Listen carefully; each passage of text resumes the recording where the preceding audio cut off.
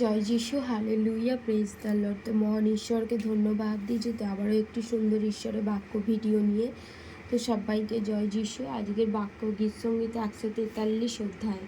সদাপ্রভু আমার প্রার্থনা শুনো, আমার বিনতিতে কর্ণপাত করো। তোমার বিশ্বস্ততায় ও তোমার ধর্মশীলতায় আমাকে উত্তর দেও। তোমার দাসকে বিচারে আনিও না, তোমার সাক্ষাতে তো কোনো প্রাণী ধার্মিক নয়।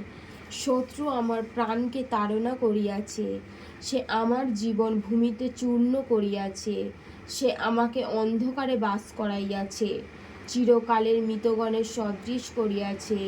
ইহাতে আমার আত্মা অন্তরে অবসন্ন হইয়াছে, আমার অন্তরে চিত্ত অসার হইয়াছে।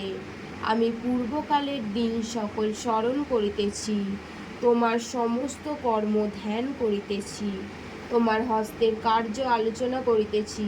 আমি তোমার উদ্দেশ্যে অঞ্জলি প্রসারণ করিতেছি।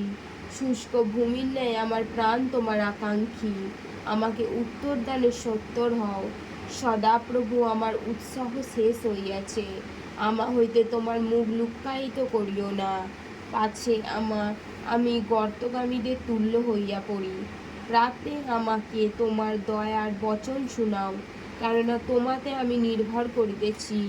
আমার গন্তব্য পথ আমাকে জানাও, কেননা আমি তোমার দিকে নিজ প্রাণ উত্তোলন করি। হে সদাপ্রভু, আমার শত্রুগণ হইতে আমাকে নিস্তার করো।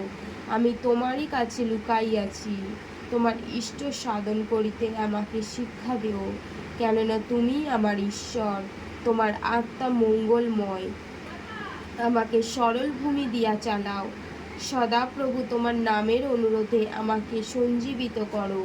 তোমার ধর্মশীলতার সংকট হইতে আমার প্রাণ উদ্ধার করো, আর তোমার দয়াতে আমার শত্রুদিগকে উচ্ছেদ করো। আমার প্রাণের সমস্ত দুঃখদায়ীকে বিনষ্ট করো, কেননা আমি তোমার দাস। হালেলুয়া। তো ঈশ্বরের বাক্য আমাদের কি প্রতিদিন পাঠ করা উচিত? তো ঈশ্বরের বাক্য আমরা প্রতিদিন পাঠ করব। তো ঈশ্বরের বাক্য এতটাই। সবাইকে জয় যিশু, hallelujah, praise the lord, amen.